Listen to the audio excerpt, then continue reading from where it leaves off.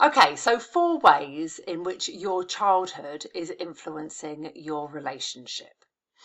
So let's start at the very beginning. You grew up in a family where you learnt everything about yourself and about relationships. You learnt about how your parents or carers communicated and treated you, how they communicated and treated each other. And this is really kind of like where you form your sense of self. So, yes, of course, different experiences will lead to different thoughts and beliefs, positive or negative. But ultimately, that very, very, very core sense of you is what is formed in your earliest years. So let's have a think about self-worth. Self-worth really is about how you value yourself, and how you expect others to value you too. So this will look a lot like, as a child, whether or not you were seen, whether or not you were supported and encouraged, nurtured with compassion, or whether or not you were criticized, shamed, made to feel less than for whatever reason. That could be down to inconsistent parenting, critical parenting, abuse, parental mental ill health, like lots and lots of different things. But really what it does is, in your adult relationships, or actually in your adult life in general, you will likely be full of self-doubt if you have very low self-worth, full of self-doubt, feeling guilty that you want more, tolerating emotional neglect, which is a big one, basically because you don't think that you deserve better. Whereas on the flip side of that, good self-worth means, really being able to know what you want, know what you deserve, speak up for yourself, have good boundaries, all of the good stuff. Okay. So boundaries, let's have a think about those. People pleasing, overgiving, again, accepting less than you deserve. Self-worth and boundaries overlap with each other massively. Whether or not you were taught to speak up for yourself and say no, and or say yes, do the things that you want to do, and don't do the things that you don't want to do. Whether you were told to keep quiet, keep the peace, only praised for being a good girl or being quiet. All of these things really mean that in your adult relationship, you are probably, again, a people pleaser, don't want to cause conflict, don't want to ruffle any feathers, don't want to cause any disharmony, and maybe put up with really rubbish behavior, even though it hurts you or leaves you lacking. Boundaries are really, really important for how we want others to treat us.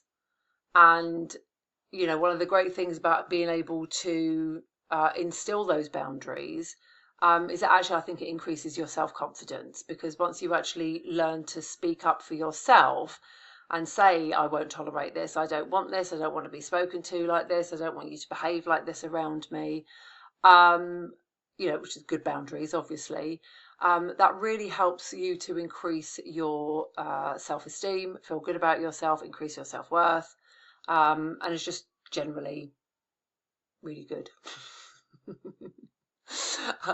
Okay, so communication again. So we are looking at our primary caregivers, our parents, or extended family, or whoever it was that was looking after you, foster parents, and really examining how they communicated with you and how they communicated with each other.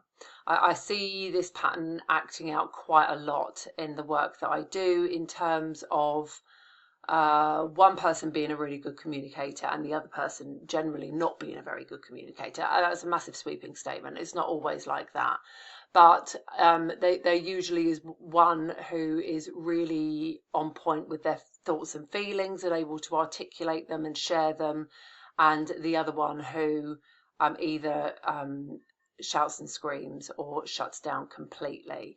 And really, there again, that's about, did you have a voice? Were you encouraged to speak up? Were you encouraged to share your emotions?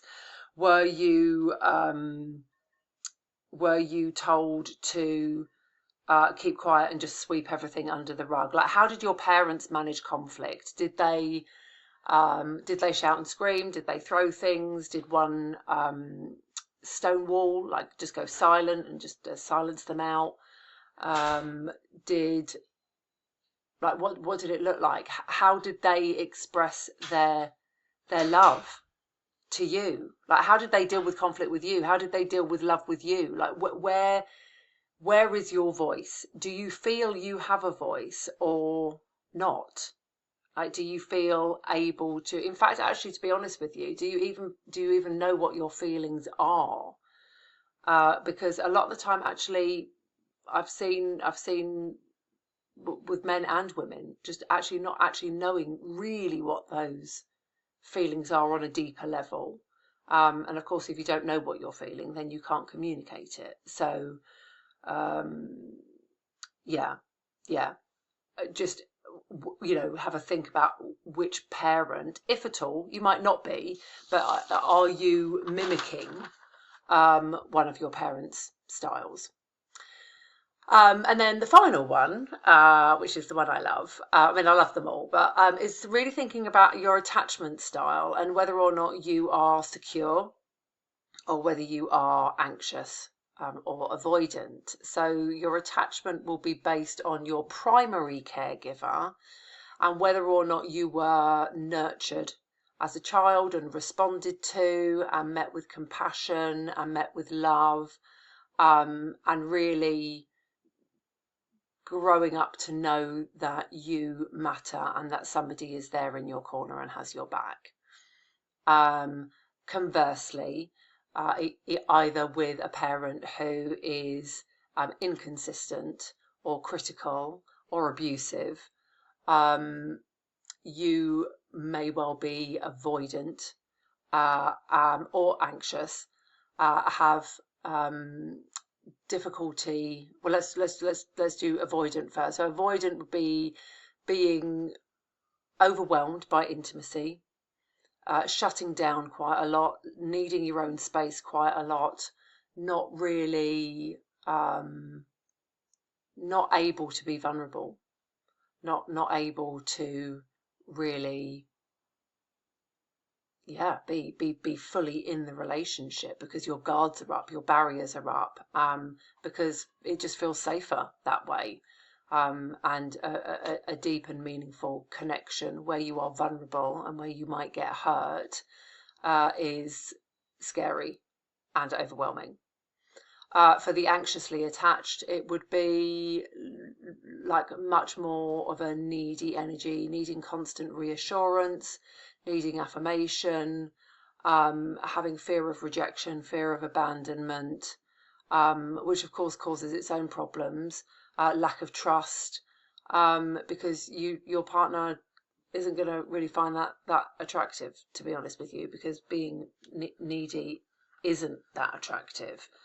And that's not to say that any of these things are bad, but I think once we have an awareness of our insecurities as well as our securities, I think then we are, I always say to my clients, you get to change the ending of your story, and you can't change the past, but with awareness of why you are behaving the way you are or responding the way you are, then you can change it. You can recognize it and you can do it differently. You won't get it right all the time because none of us get anything right all of the time, but it will make that awareness will make life a lot easier. So all of those 4 points, I hope, are helpful for you. Just a little, have a little bit of reflecting on it. How is your self-worth? How much do you value yourself? How much are you putting up with because you don't think you deserve more? Your boundaries, are you instilling good boundaries? Are you able to say no to the things that you want to say no to and yes to the things that you want to say yes to, and not get caught up in the people-pleasing trap? Communication, how do you communicate? Could you communicate better? Can you now start to see patterns that are exacerbating the situation for you? And finally, your attachment style. Are you secure? Do you trust your partner? Do you trust that they, not just in a infidelity, but I mean, do you trust them with your heart? Do you trust them to not abandon you?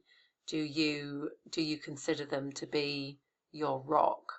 Or are you insecure and needing constant reassurance and lacking in trust? Or are you avoidant and scared of that vulnerability, that emotional connection, and prefer to keep everyone at arm's length? And I should say, by the way, all of these 4 points go for all relationships.